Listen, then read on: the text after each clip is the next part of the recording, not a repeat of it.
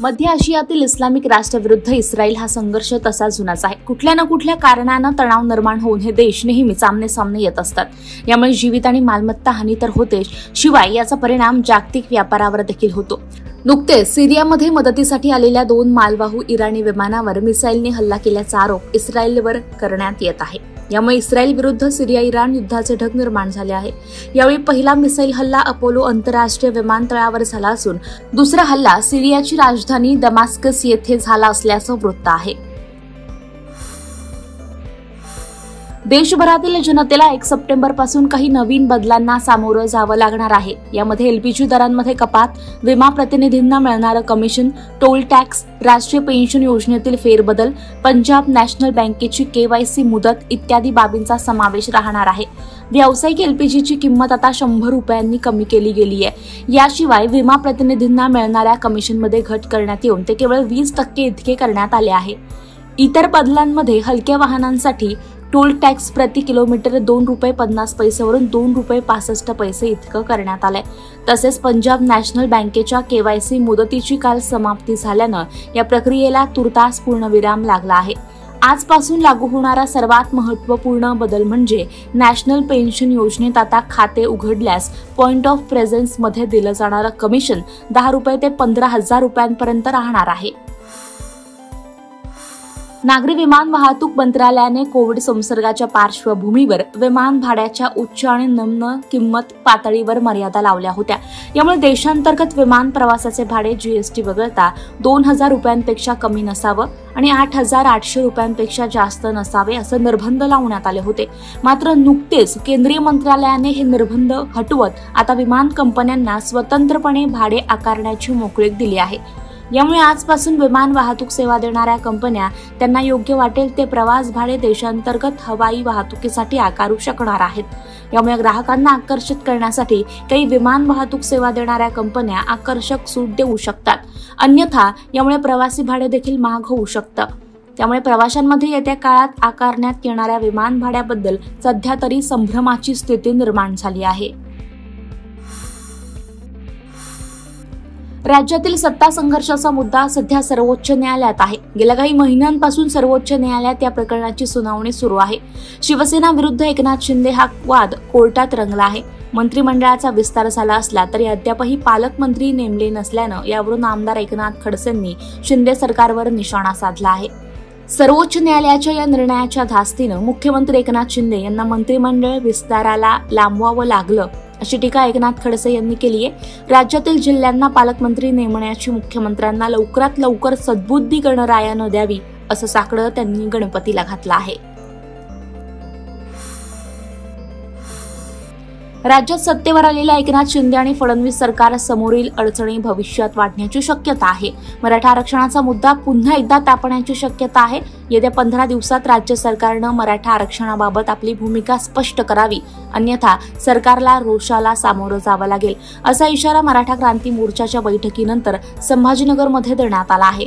यावर सरकारकडून कोणताही नवा वाद किंवा कायदेशीर प्रतिसाद नको आहे। या प्रकरणी सरकार काय भूमिका घेणार हे सरकारनं स्पष्ट करावं अशी मागणी मराठा क्रांती मोर्चाकडून करण्यात आली आहे। राष्ट्रवादी काँग्रेसचे आमदार धनंजय मुंडे पावसाळी अधिवेशनातील सत्ताधाऱ्यांच्या विरोधात आक्रमक भूमिकेमुळे तसेच मुख्यमंत्री एकनाथ शिंदे यांनी काढलेल्या चिमट्याने चांगले चर्चेत आले आहे। एकनाथ शिंदे यांनी अप्रत्यक्षपणे करुणा शर्मा यांचा उल्लेख करत धनंजय मुंडे यांना टोला लगावला होता। नेमके त्याच प्रकरणाला आता धनंजय मुंडे यांनी परळीतील एका कार्यक्रमात राहत इंदोरी यांचा शेर म्हणत प्रत्युत्तर दिलं आहे। यावेळी मुंडे म्हणाले की राह में खतरे कितने भी हो लेकिन ठहरता कौन है, मौत कल आती है आज आ जाए, अरे डरता कौन है, तेरे लश्कर के मुकाबले अकेला हूं मैं मगर फैसला मैदान में होगा, मरता कौन है। अशा प्रकारे मुंडे यांनी मुख्यमंत्री एकनाथ शिंदे यांना राजकीय आव्हानच दिलं आहे। सरकार कोसळल्यानंतर भाजपावर परखड शब्दात टीका करणारे राष्ट्रवादी काँग्रेसचे आमदार अमोल मिटकरी सातत्याने चर्चेत राहिले आहेत। आता खुद्द अमोल मिटकरींनाच त्यांच्याच पक्षातील पदाधिकाऱ्यांनी लक्ष केल्याचा प्रकार समोर आलाय। आमदार निधीतील पैसा अमोल मिटकरींनी आपल्याच गावासाठी वळवल्याचा आरोप राष्ट्रवादी काँग्रेसच्या स्थानिक पदाधिकाऱ्यांनी पक्षाच्या बैठकीत केला आहे। यावर आता मिटकरींनी प्रत्युत्तर दिलं आहे। आमदार झालो तेव्हापासून मला मानसिक त्रास सुरू आहे। पण मी याबाबत कधीही पक्षाकडे तक्रार केली नाही, करणारही नाही, कारण मला जिल्ह्यात माझ्या पक्षाची प्रतिमा खराब करायची नाहीये. मोजकीच ठराविक लोक बोलताना दिसत आहे. माझ्या बाजूने बोलणाऱ्या धमक्या, त्याला मारहाण करण्याचा प्रयत्न केला जात आहे, असा आरोप अमोल मिटकरींनी यावेळी केला. हल्ली विविध टेलिकॉम कंपन्या ग्राहकांना आकर्षित करण्यासाठी काही विशेष पद्धतींचा अवलंब करतायत. सध्या टेलिकॉम कंपनी एअरटेलनं अशीच भन्नाट युक्ती अंमलात आणली आहे. याद्वारे ग्राहकांना त्यांचा इंटरनेट डेटा वेळोवेळी समाप्त झाल्यास उधार डेटा देण्याचा पर्याय कंपनीकडून देण्यात आला आहे. याकरता *141*567# हा कोड मोबाईलवर टाईप करून किंवा 52 141 या क्रमांकावर कॉल करत काही सूचनांचं पालन करत तसेच एअरटेल थँक्स ॲपच्या सहाय्याने देखील डेटा मिळवता येणार आहे. उधार मिळवलेल्या डेटाकरता ग्राहकांना नंतर त्याचं शुल्क देखील चुकवावं लागणार आहे.